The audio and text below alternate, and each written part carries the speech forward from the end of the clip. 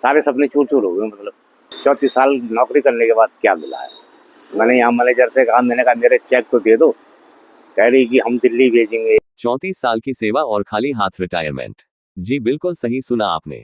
ये है विजय सिंह पवार। लंबी सेवा के बाद आज सेवानिवृत्त हो गए हैं, पर खाली हाथ। इन्होंने 34 वर्षों तक एक कर्तव्ययोगी के रूप में संस्थान को अपना सर्वश्रेष्ठ दिया। अपनी जवानी, मेहनत, ईमानदारी और निष्ठा संस्थान के नाम कर दी।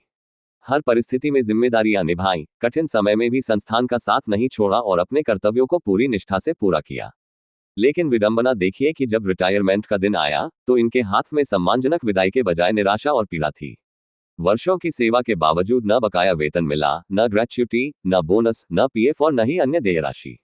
जिस व्यक्ति ने अपना पूरा जीवन संस्थान को दिया, वह अपने अधिकारों से वंचित होकर खाली हाथ घर लौट गया। ये केवल एक कर्मचारी की व्यक्तिगत पीड़ा नहीं, बल्कि उस व्यवस्था पर भी प्रश्न चिन्ह है, जहां किसी के जीवन भर के परिश्रम का उचित प्रतिफल उसे समय पर नहीं मिल पाता। रिटायरमेंट वह समय होना चाहिए जब व्यक्ति अपने भविष्य को लेकर निश्चिंत हो, लेकिन जब मेहनत की कमाई ही अधर में लटक जाए, तो यह चिंता और अन्याय दोनों का विषय बन जाता है। फिर भी ऐसे लोग हार नहीं मानते।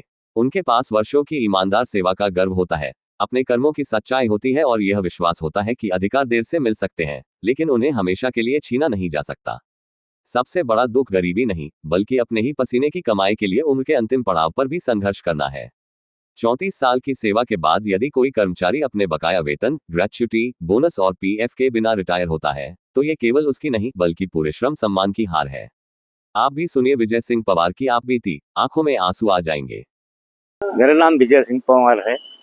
मैं 93 में सारा ज्वाइन किया था और 34 साल हो गए मेरे को इस सालों में।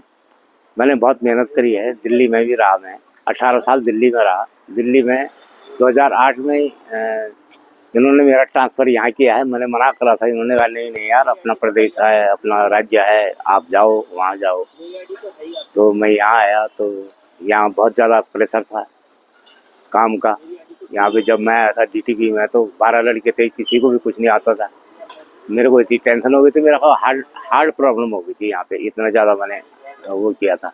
12 लोगों को सिखाना, 7-7 पेज बना के दिल्ली भेजना। उस समय तो इतने विज्ञापन थे यहाँ से, सब मैं करता था।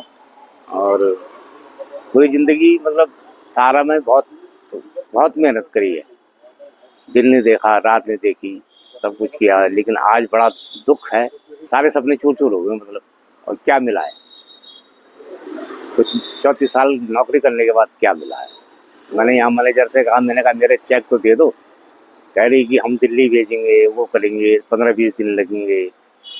मेरा हिसाब करने के लिए मैंने बोला था इनको कि मेरा हिसाब कर दो, जितना मेरा बनता है। मैं तो रिटायरमेंट हो गया और मेरा जो बनता है वो दे दो। कह रही उसमें टाइम लगेगा और आप तो कोई पता नहीं है, लखनऊ दिल्ली से वो अप्रूवल होके आएगा तब जाके आपको दिया जाएगा। 6 महीने तो ऐसे ही हो गए हमें यहाँ पे। इन्होंने जब जनवरी में बंद कर दिया था अखबार, तो उस समय से ही यहाँ पे ऐसे ही टाइम पास हो रहा है, दिन काट रहे हैं। और अभी तक इन्होंने कुछ नहीं दिया है। मेरा ग्रेजुएटी है और बैकलॉग है, छुट्टी के पैसे हैं और बोनस है। ये मिला के इन्होंने जो लिस्ट दी थी उसमें 8 लाख करीब लिखा हुआ था। जब भी याद आएगी तो दुखी होगा। इतनी मेहनत करने के बाद कुछ नहीं मिला। इतनी मेहनत की, 3-3 4-4 लोगों का अकेले मैं काम करता था, फोटो बनाता था, पेज भेजना, ये सारे काम मतलब 4-4 लोगों का काम अकेले करता था।